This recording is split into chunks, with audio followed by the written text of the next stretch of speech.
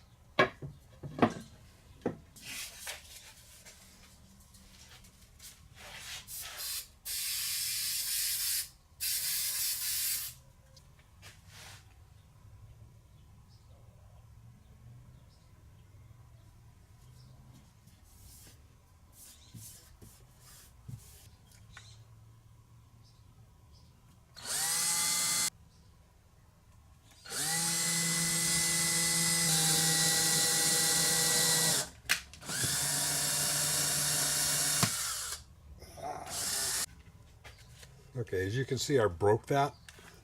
This is an old battery that I was just going to leave out and use if I needed to, and then throw it away when I moved. but you know, when I actually put it in the drill, it just came right out of the charger, so it didn't charge at all this time, hardly. So that's what happens when you use a thin drill bit with no power to drill it in or pull it out. So it broke. So now I got to see if I can find another one around here, or I'll have to go to the store. Well, that's all I can do. Cut out this one, broke the blade in that one. So until I get another blade, or until I get another drill bit, I'm done.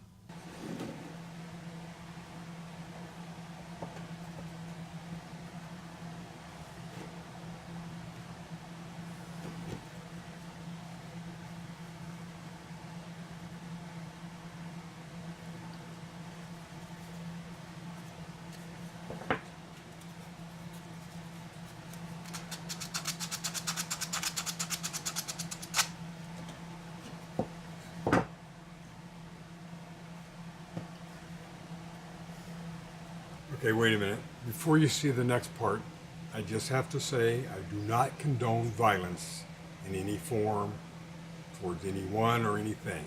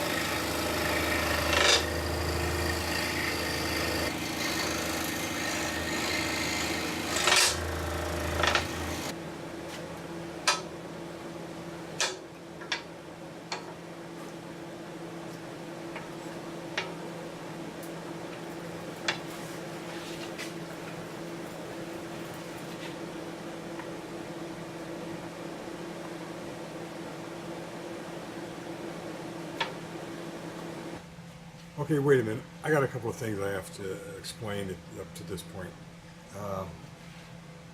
The hardest part for me on Intarsia is getting that cut right on these lines, and it's not so much the working of the scroll saw as it is knowing where to put that blade. What do I mean by that? A lot of times on the scroll saw on Intarsia, I kind of enlarge them a little bit sometimes, and that makes the lines a little bit thick, and then I have to pick where do I want the blade to run down that black line.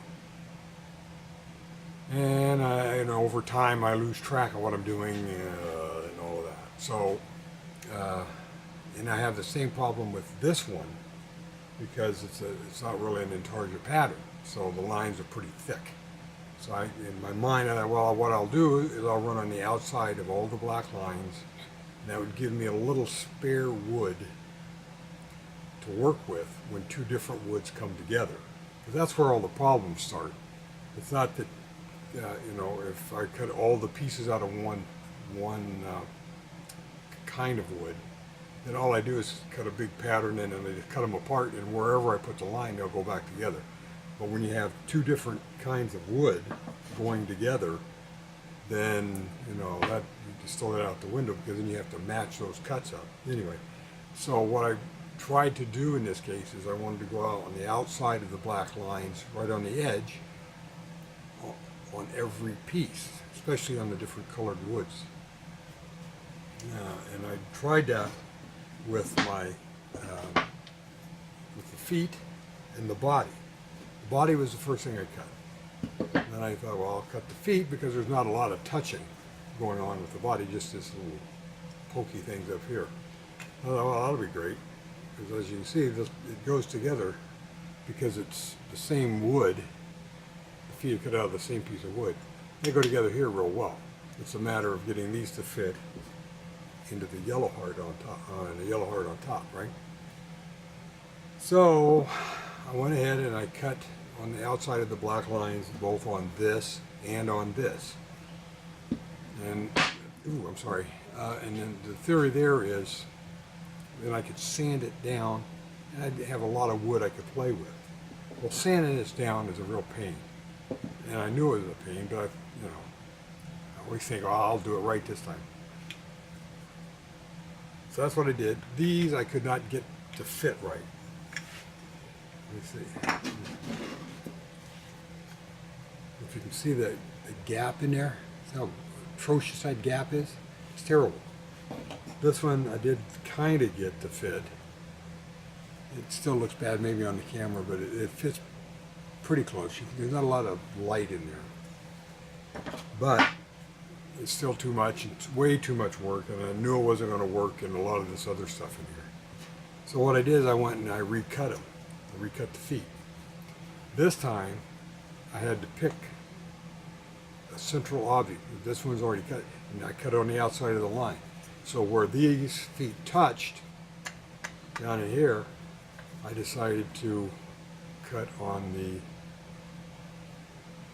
the adjoining line, where the outside of this black line met this.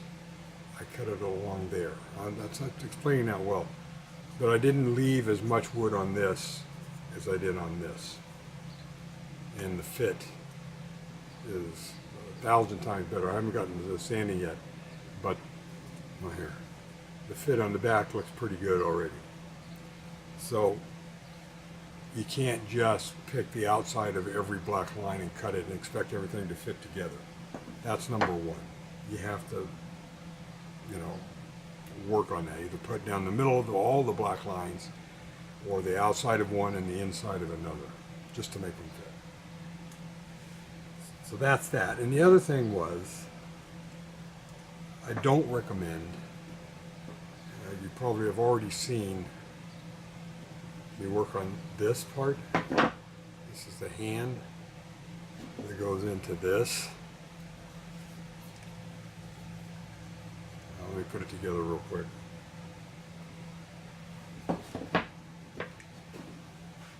It's this hand. I don't recommend hammering it in like I did. I mean, there was a real good chance that wasn't going to go well. As it turned out, it went 80% well. The fit is better than I'd actually hoped for with the trouble I was having. There are some spots here that I should have pounded in sooner instead of doing the sanding, because even though I didn't show it on film, I cut this out, it wouldn't go in, it would just set up high. So I sanded down and took the scroll saw and I trimmed off a little here and there, and that wasn't working well for me. So when I got it as close as I could, that's when you saw me pound it in with a hammer, because I was tired of working with it, messing with it. I was just going to get it in there. And it went in, and then I recut the high spots. I could go around the line and recut the high spots, and it fits in. Now, that's not perfect, but it's the way I think I'm going to leave it, and I'll see if I can work on it at that point. So, anyway, I just wanted to say, don't recommend hammering on an Intarsia project. Pick your lines, and then stay the outside of every line on one piece, and the inside on the adjoining piece. And that's it. I don't know if that makes any sense or not, but